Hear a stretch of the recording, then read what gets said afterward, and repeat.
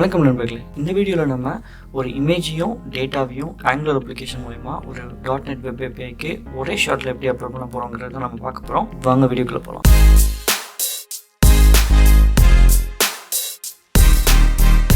So இப்போ பாருங்கள், இந்த ஃபோல்டரை நான் சைடில் கட்டிட்டேன். ஃபைல் சூஸ் பண்ணுறேன். ஸ்பெசிஃபிக்காக ஒரு ஃபைல் சூஸ் பண்ணிவிட்டு ஓப்பன் கொடுத்துட்டு அப்லோட் கொடுக்குறேன். ஆட்டோமேட்டிக்காக இங்கே ஃபைல் க்ரியேட் ஆகுது. ஸோ நம்ம ஆங்குலர்லேருந்து சிம்பிளாக இந்த டேட்டாவை எப்படி வெப் ஏபிஐ கால் பண்ணி இந்த எல்லா டேட்டாவும் ஒரே ஏபிஐயில் நம்ம எப்படி போஸ்ட் பண்ண போகிறோம் அப்படிங்கிறது தான் நம்ம இந்த வீடியோவில் ரொம்ப டீட்டெயிலாக பார்க்க போகிறோம். சிம்பிளான கோடிங் தான், எல்லாராலையும் கோட் எழுத முடியும். ஸோ கட்டாயமாக ஆங்குலர் அப்ளிகேஷன் உங்களுக்கு ஆல்ரெடி கொஞ்சமாச்சு தெரிஞ்சிருக்கும்னு நினைக்கிறேன். இந்த வீடியோவில் நான் ரியாக்டிவ் ஃபார்ம்ஸ் யூஸ் பண்ண போகிறேன். ஸோ இதுதான் ஆங்குலர் அப்ளிகேஷன். இது ஆங்குலர் 16 கிரியேட் பண்ணப்பட்டது. ஸோ இந்த கோடிங் நான் கம்ப்ளீட்டாக தரேன். இப்போ நம்ம என்ன பண்ண போகிறோம்னா, நம்ம புது காம்பனெண்ட்டில் இதை எப்படி ஃபஸ்ட்லேருந்து பண்ண போகிறோம் அப்படின்னு பார்க்க போகிறோம். ஸோ நீங்கள் டெர்மினல் போய் நியூ டெர்மினல் கொடுத்துட்டு இந்த டெர்மினல் கீழே நீங்கள் வந்து ngGC காம்பனன்ட் நேம், அதாவது ng generate component name followed by component name. நான் இங்கே யூசர் ப்ரொஃபைல் அப்லோட் அப்படிங்கிற ஒரு காம்பனன்ட் நேம் கொடுக்குறேன். இப்படி கொடுத்தீங்கன்னா இந்த ஆங்குலர் CLIயே வந்து நம்மளுக்காக ஒரு காம்பனண்ட்டை க்ரியேட் பண்ணி இது எல்லாமே ஹூக்கப் பண்ணி ஒரு ரெடிமேட் காம்பனண்ட் கொடுத்துரும். இப்போ இந்த ரெடிமேட் காம்பனண்ட்டுக்கு வந்து ஆட்டோமேட்டிக்காக இங்கே ng மாடல்லையும் அப்லோட் ஆயிரும், அதாவது ஆட்டோமேட்டிக்காக அங்கே ரெஜிஸ்டர் ஆகிடும். இப்போ நம்ம இதை எப்படி யூஸ் பண்ணுவோம், இங்கே வந்து அந்த காம்பனண்ட் நேம் கொடுத்தீங்க அப்படின்னா அவ்வளோதான், அந்த காம்பனண்ட் லோட் ஆகிடும். இந்த காம்பனண்ட்டில் நீங்கள் பார்த்தீங்கன்னா அவ்வளோதான், இப்போதைக்கு எதுவுமே இல்லை. ஏன்னா நான் எல்லாமே ஃபஸ்ட்லேருந்து பண்ண போகிறேன். கரெக்ட் இல்லையா? நம்ம இப்போ எப்படி ஒன் பை ஒன்னாக பண்ணுறதுன்னு பார்ப்போம். ஃபஸ்ட் நம்ம இந்த காம்பனண்ட் ஃபைலுக்கு போய் நம்ம இங்கே ரியாக்டிவ் ஃபார்ம்ஸ் யூஸ் பண்ண போகிறோம். ஸோ ஃபஸ்ட்டு ஒரு வேரியபிள் டிக்ளேர் பண்ணுவோம், ப்ரொஃபைல் ஃபார்ம். ஸோ இந்த ப்ரொஃபைல் ஃபார்ம் அப்படிங்கிறத நீங்கள் டிக்ளேர் பண்ணிடணும். அது ஃபார்ம் குரூப் டைப். இந்த ஃபார்ம் குரூப்புங்கிறது எதில் இருக்குது அப்படின்னா ரியாக்டிவ் ஃபார்ம் மாடியூல்ஸ். ஸோ நீங்கள் ng மாடியூலில் வந்து மறக்காமல் ரியாக்டிவ் ஃபார்ம் மாடியூல்ஸும் இன்ஸ்டால் பண்ணணும், இம்போர்ட் பண்ணணும், ஃபார்ம் மாடியூல்ஸும் இம்போர்ட் பண்ணணும், அதுக்கப்புறம் HTTP கிளைண்ட் மாடியூலும் நீங்கள் இம்போர்ட் பண்ணணும். இந்த விஷயத்துக்கு இந்த மூணுமே வேணும். ரியாக்டிவ் ஃபார்ம்ஸ், ஃபார்ம் மாடியூல்ஸ், ஏன்னா ஃபார்மை பற்றி நம்ம பண்ண போகிறோம். அப்புறம் HTTP மாடியூல்ஸ், பிகாஸ் நம்ம HTTP கிளைண்ட் யூஸ் பண்ணி அவுட் கோயிங் கால்ஸாக மேக் பண்ண போகிறோம். இப்போ இந்த மூணையும் நீங்கள் இம்போர்ட் பண்ணதுக்கப்புறம் இங்கே வந்து இந்த வேரியபிளுக்கு ஃபார்ம் குரூப் அப்படிங்கிற டைப்பை கொடுத்தீங்கன்னா ஆட்டோமேட்டிக்காக இதோட இம்போர்ட் மேலே வந்துடும். இப்போ அடுத்து நம்ம என்ன பண்ண போகிறோம் அப்படின்னா, நம்ம ஒரு கன்ஸ்ட்ரக்டர் க்ரியேட் பண்ண போகிறோம். ஸோ கன்ஸ்ட்ரக்டரில் இந்த HTTP மாடியூலும் இந்த ஃபார்ம் பில்டர் பண்ணக்கூடிய எல்லாமே நம்ம இங்கே டிபெண்டன்சி இன்ஜெக்ஷன் மூலிமா இன்ஜெக்ட் பண்ண போகிறோம். So first form builder. So form பில்டருங்கிற ஒரு லோக்கல் வேரியபிளை நம்ம இங்கே இன்ஜெக்ட் பண்ணுறோம். ஸோ இந்த ஃபார்ம் பில்டரை வச்சு தான் நம்ம ஃபார்மை பில்ட் பண்ண போகிறோம். ஸோ ஃபஸ்ட்டு பில்ட் ஃபார்ம் அப்படிங்கிற ஒரு மெத்தட் க்ரியேட் பண்ணி இந்த ப்ரொஃபைல் ஃபார்முக்கு நம்ம ஒரு ஃபார்ம் குரூப்பை டிக்ளேர் பண்ண போகிறோம். அதாவது profile forms equal to this dot form builder dot group. இந்த குரூப்பு கீழே என்ன வரும், இது வந்து ஃபார்ம் குரூப். இதுக்குள்ளே நம்மளுக்கு தேவையான எல்லாமே, அதாவது அவுட் கோயிங் இந்த ஃபார்ம் க்ரியேட் பண்ணுறதுக்கு என்ன வேணுமோ அது எல்லாமே வேணும். நம்ம இங்கே ஃபர்ஸ்ட் நேம், லாஸ்ட் நேம், அப்புறம் இந்த இமேஜ் யூஸ் பண்ண போகிறோம். கரெக்டுங்களா? அப்புறம் இந்த title. So first name, last name, title அப்படிங்கிறது தான் இந்த குரூப்புக்குள்ளே இருக்கும். நம்மளுக்கு என்ன வேணுமோ நம்ம இந்த குரூப்புக்குள்ளே போட்டால் இதை டீசீரியலைஸ் பண்ணப்போ நம்மளுக்கு எல்லா டேட்டாவும் வந்துடும். இதை தான் நம்ம ஃபார்மாக யூஸ் பண்ணியிருப்போம். அதை நம்ம பார்க்க போகிறோம், அது எப்படி வேலிடேஷன் ஒர்க் ஆக போகுதுன்னு.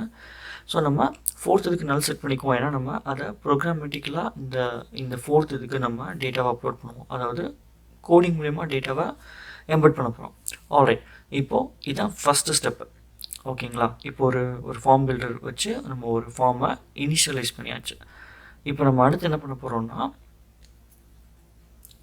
HTMLக்குள்ளே போய் நான் ஒரு பேசிக் கோடை இன்ஸ்டால் பண்ணுறேன். அதாவது ஜஸ்ட் ஒரு டெம்ப்ளேட் மாதிரி, ஒரு கண்டெய்னரு, ஒரு HT ட்ராகு, அவ்வளோதான். நீங்கள் கவனமாக பார்க்க வேண்டியது இந்த ஃபார்ம் டேக் தான். இந்த ஃபார்மில் நீங்கள் என்ன பண்ணணும் ஃபஸ்ட் அப்படின்னா, ஃபார்ம் குரூப் அப்படின்னு நீங்கள் டைப் பண்ணிங்க அப்படின்னா இந்த ஃபார்ம் குரூப்பில் ஒரு ஃபார்மை நீங்கள் டிக்ளேர் பண்ணணும். அதுதான் நம்ம ப்ரொஃபைல் ஃபார்ம். இந்த ப்ரொஃபைல் ஃபார்முங்கிறத இங்கே நீங்கள் அசைன் பண்ணிட்டீங்க அப்படின்னா இங்கே அசைன் ஆயிரும். அதுக்கப்புறம் நம்ம இங்கே என்ன பண்ண போகிறோம்னா, ஆன் சப்மிட், அதாவது பட்டன் நீங்கள் கிளிக் பண்ணப்போ உங்களோட ஃபார்ம் டேட்டா அப்படியே சப்மிட் பண்ணணும் இல்லையா? அதுக்கு இந்த ரியாக்டிவ் ஃபார்மில் ng சப்மிட்னு இன்பில்ட் ஒரு ஆக்ஷன் இருக்குது. அதாவது இதுக்கு பேர் வந்து ஈவெண்ட்டுன்னு சொல்லுவாங்க.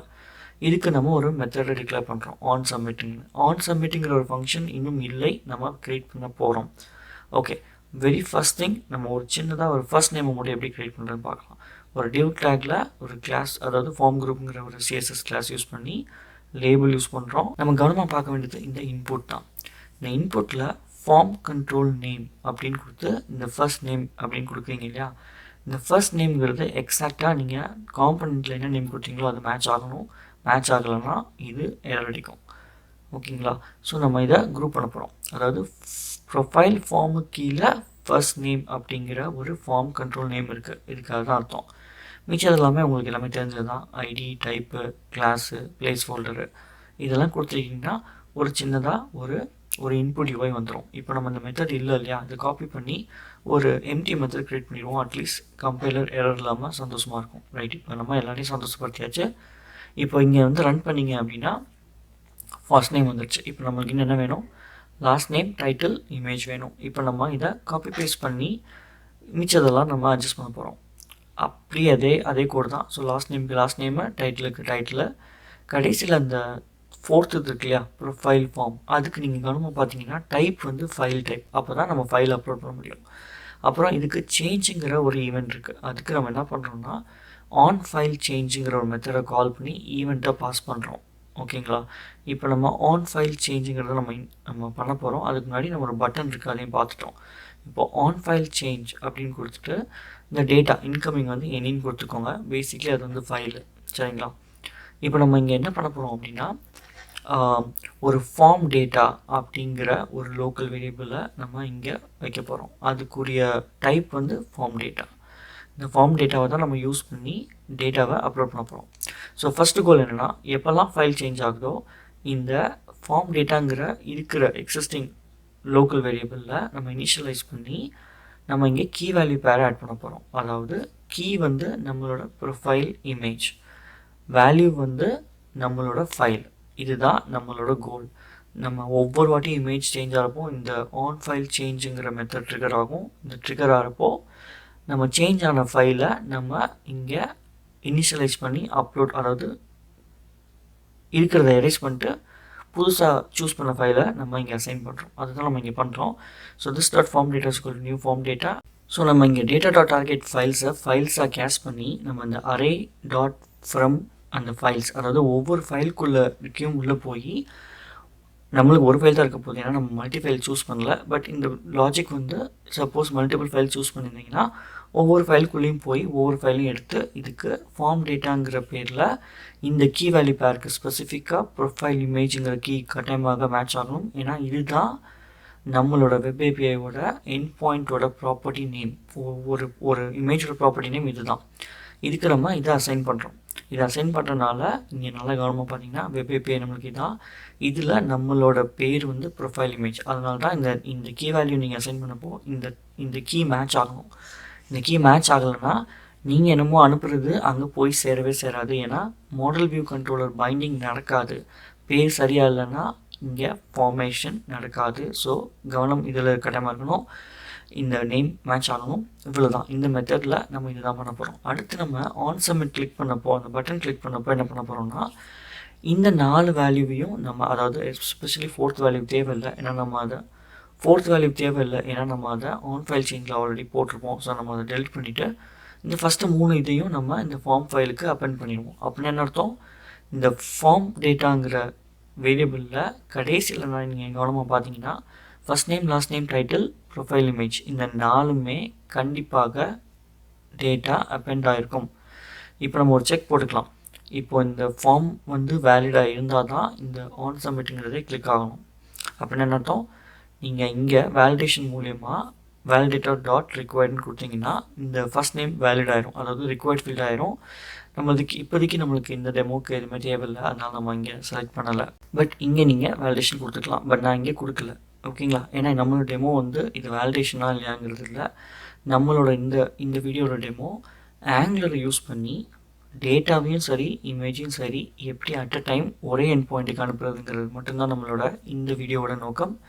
ஸோ இந்த வீடியோவுக்கு நான் இந்த ஒரு வேலிடேஷன் கொடுக்கல. இந்த தனியாக ஆங்குலர் ஃபுல் வீடியோ இருக்குது. நீங்கள் தொடர்ந்து நிறைய வீடியோஸ் பார்க்கணும். இப்போ நம்ம என்ன பண்ண போகிறோம்னா இந்த ஆன் சப்மிட்டில் இப்போ எல்லாமே நடந்துச்சு அப்படின்னா பொதுவாக நீங்கள் ப்ராப்பராக இந்த ப்ரோக்ராம்லாம் இருந்தீங்கன்னா இந்த சர்வீஸுங்கிறது ஒன்று இருக்குது. அதாவது ஹெச்டிடிபி சர்வீசஸ் எல்லாமே தனியாக சர்வீசஸில் எழுதுவாங்க. பட் இந்த டெமோவுக்கு நான் இதே ஃபைலில் எழுத போகிறேன். பட் இதை எழுதக்கூடாதுங்கிற டிஸ்க்ளைமரும் இங்கே நான் சொல்லிடுறேன். இந்த மாதிரி கொதறி ஒரே இடத்துல யாரும் எழுத மாட்டாங்க. ஏன் ப்ரோக்ராமிங்கில் நான் எழுத மாட்டேன். ஸோ இது ஒரு டெமோங்கிற ஒரே காரணத்துக்காக, அதுவும் இந்த அப்ளிகேஷன் வந்து இட்ஸ் அ த்ரோ அவே கோடுன்னு சொல்லலாம். ஏன்னா நான் ஒரு கம்ப்ளீட் அப்ளிகேஷன் க்ரியேட் பண்ணல, just for demo piece of கோடுன்னு வச்சுக்கோங்களேன். அதுக்கு நம்ம இப்போது இந்த HTTP சர்வீசஸை இங்கே எழுத போகிறோம். ஸோ அதுக்கு நம்மளுக்கு என்ன வேணும், HTTP client அப்படிங்கிற ஒரு இதை நம்ம இன்ஜெக்ட் பண்ணணும் டிஐயில். அதுதான் இப்போ நான் பண்ணியிருக்கேன். இப்போ இது வந்து ஆட்டோமேட்டிக்காக இந்த common.httpலேருந்து வந்துடும். இப்போ நம்ம இந்த HTTP client மூலயமா போஸ்ட்டுங்கிற மெத்தடை யூஸ் பண்ணி இந்த டேட்டாவை போஸ்ட் பண்ண போகிறோம். அதுதான் இது இப்போ நீங்கள் பார்க்குறது. HTTP client.post URL வந்து நம்மளோட லோக்கல் URL, ஏன்னா ரெண்டுமே லோக்கல் தான் நம்ம டெஸ்ட் பண்ணிகிட்ருக்கோம். அப்புறம் நீங்கள் அனுப்பக்கூடிய இந்த ஃபார்ம் டேட்டா, இதை நீங்கள் சப்ஸ்கிரைப் பண்ணி ரெஸ்பான்ஸ் என்ன வருதுன்னு பார்க்க போகிறோம். ஓகேங்களா? ஸோ இப்போ அப்ளிகேஷன் ரன் ஆகுது. நான் செலக்ட் பண்ண ஃபைலை ஹிட் பண்ணால் எரர் தான் வருது. ஸோ நம்ம இப்போ என்னென்னு பார்க்க போகிறோம். இங்கே எரர்னு காட்டுது. ஸோ ஏதோ தப்பு பண்ணியிருக்கோம், ரொம்ப சிம்பிளான தப்பாக இருக்கும். அது என்னென்னு பார்க்கலாம். ஐ திங்க் நம்ம இந்த ஃபார்ம் பில்டிங், அதாவது பில்டு அப்படின்னு ஒரு மெத்தட் இருக்கணும் இல்லையா, பில்டு ஃபார்ம்னு, அதை நம்ம எங்கேயுமே கால் பண்ணவே இல்லை. ஸோ நம்ம அதை கன்ஸ்ட்ரக்டரில் கால் பண்ண மறந்துட்டோம். அது இனிஷியலைஸே ஆகலை, அதனால தான் எரர் அடிக்குது. நம்ம அதை கட் பண்ணியாச்சு. இப்போ ரன் பண்ணிங்கன்னா பாருங்கள், எரரே இல்லை.